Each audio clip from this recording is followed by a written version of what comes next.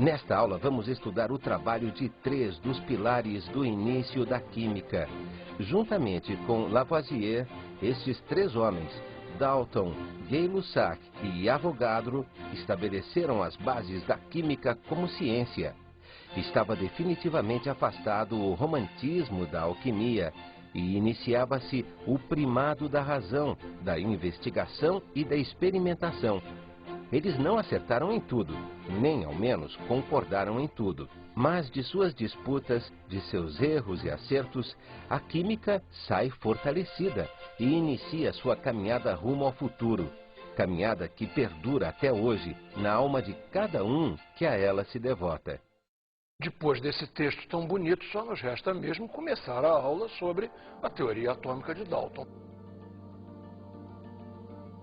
Repare uma coisa, Dalton é um dos primeiros químicos que vai explicar coisas. Ele vai tentar pegar leis que, de uma certa maneira, eram empíricas, vai tentar pegar o trabalho de Lavoisier, com a balança, vai tentar pegar o trabalho de Proust, com balança também, com relação entre massas, e criar uma maneira de explicar isso. Ou seja, Dalton novamente aquela nova visão da química que não quer descrever, quer explicar.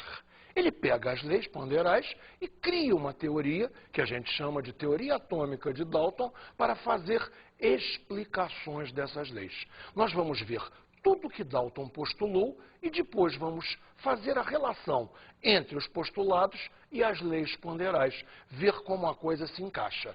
De cara, eu quero que você entenda uma coisa. Dalton acertou tudo? Não.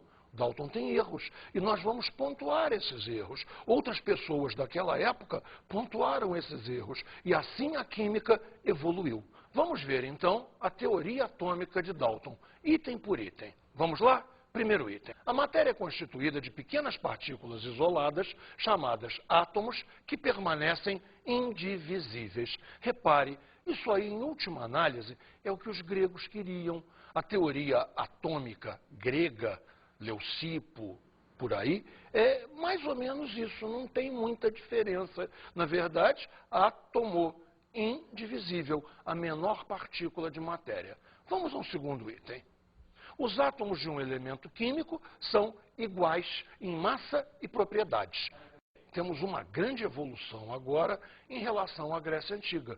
Os elementos químicos gregos eram 4: terra, água, ar, fogo. Agora não, estabelecemos já uma conceituação bem mais moderna de elemento. Chamamos já de ferro, enxofre, cloro, oxigênio. A coisa está começando a melhorar um pouquinho.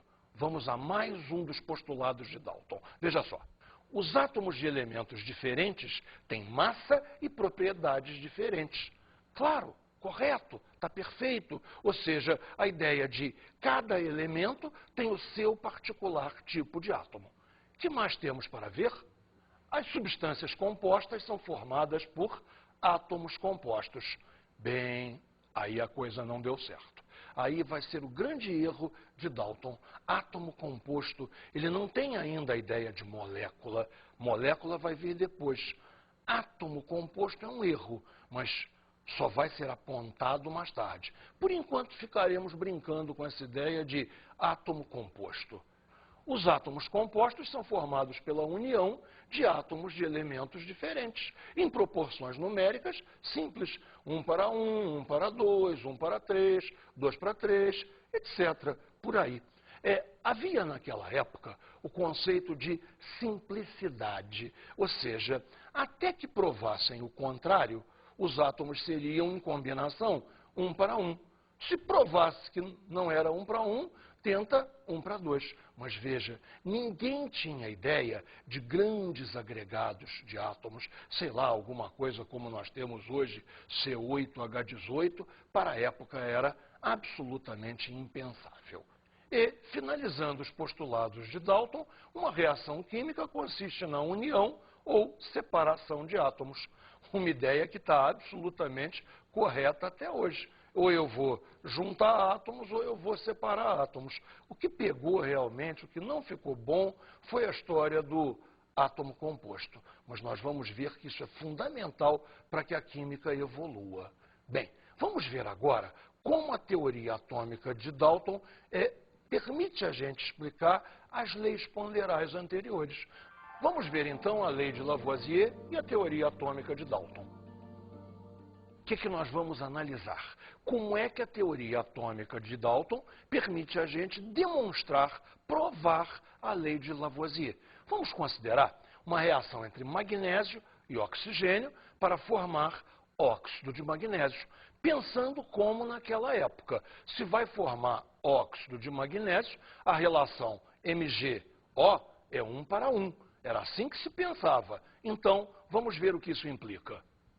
N átomos de magnésio mais N átomos de oxigênio vão formar N átomos compostos de óxido de magnésio.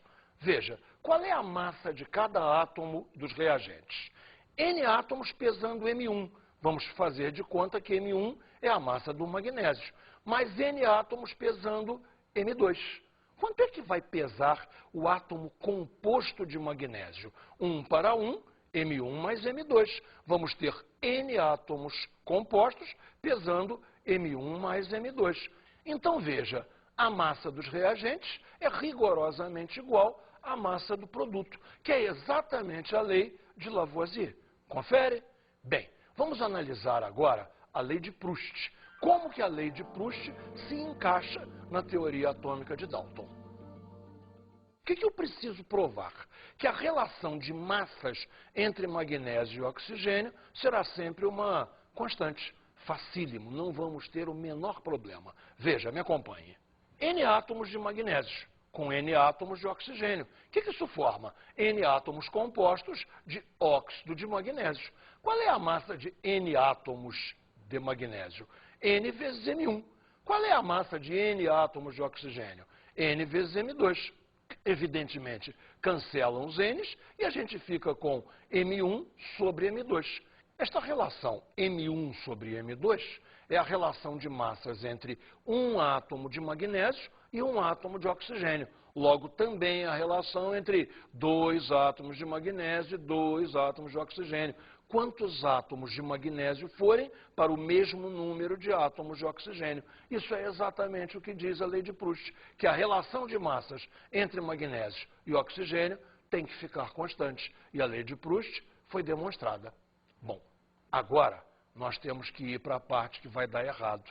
Quando entram os gases, a coisa não vai tão simples. O trabalho de Gay-Lussac, de uma certa maneira, mostra os erros, ou pior, o único erro, o tal do átomo composto de Dalton. Essa ideia vai ser demolida. Vamos ver, então, a relação que temos entre a lei de Gay-Lussac e a teoria atômica de Dalton. Um volume de cloro mais um volume de hidrogênio, 2 volumes de gás clorídrico. Então, repare, Gay-Lussac vai trabalhar a ideia de volumes, volumes de reação. Hidrogênio reagindo com cloro para formar HCl. Só que ele não mede massas, ele mede volumes. Ele compara volumes iguais. Ou seja, o que aquilo ali quer dizer é um volume de hidrogênio mais um volume igual de cloro fornece o dobro do volume de gás clorídrico. Deixa eu tentar dizer isso a você em litros, ver se você pega bem a ideia. 10 litros de hidrogênio, 10 litros de cloro, formam 20 litros de HCl. Isso é que Gay-Lussac percebe. Veja numa nova reação. Um volume de oxigênio mais 2 volumes de hidrogênio, fornecendo 2 volumes de vapor d'água. Repare que agora ficou uma coisa meio esquisita. A soma não bate, né? Repara lá, 10 litros de oxigênio, 20 litros de hidrogênio. 10 litros com 20 litros, o que seria esperável? 30 litros. E não acontece. Se formam 20 litros de vapor d'água. Vamos passar isso agora com as ideias de Dalton e ver o que acontece. De acordo com a teoria de Dalton, esta relação fornece N átomos de oxigênio mais 2N átomos de hidrogênio, proporção de 1 para 2. formando 2N átomos de vapor d'água. E, espera um instantinho que está confuso. O oxigênio não tinha um volume de 1, então o número de átomos é N. O hidrogênio não tinha um volume de 2, então o número de átomos é 2N. O vapor d'água também entrava com volume 2, então o número de átomos compostos de água também é 2N. E aí a coisa não está funcionando bem.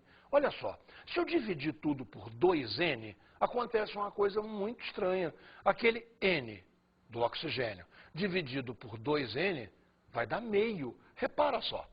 Meio átomo de oxigênio reage com um átomo de hidrogênio, fornecendo um átomo composto de vapor d'água. E, lastimavelmente, isso é a destruição da teoria atômica de Dalton. Como é que pode ter meio átomo de qualquer coisa? Não era um dos postulados que os átomos eram indivisíveis? O átomo não era a menor partícula de matéria? Como é que eu posso ter meio átomo? Bem, Dalton briga, não aceita, diz que essas experiências estão erradas, não aceita o seu erro e, de uma certa forma, ele atrasa um pouco a evolução da química. Vamos chegar com um novo gênio, que é Avogadro, e ele estabelece definitivamente que Dalton tinha que ser revisto. Então vamos ver agora o princípio de Avogadro. Repare, volumes iguais de gases diferentes, nas mesmas condições de pressão e temperatura, apresentam o mesmo número de moléculas. Gente, qual é a grande contribuição de Avogadro para a química? A ideia de molécula. É a ideia de molécula que revoluciona tudo. Vê bem, como é que a gente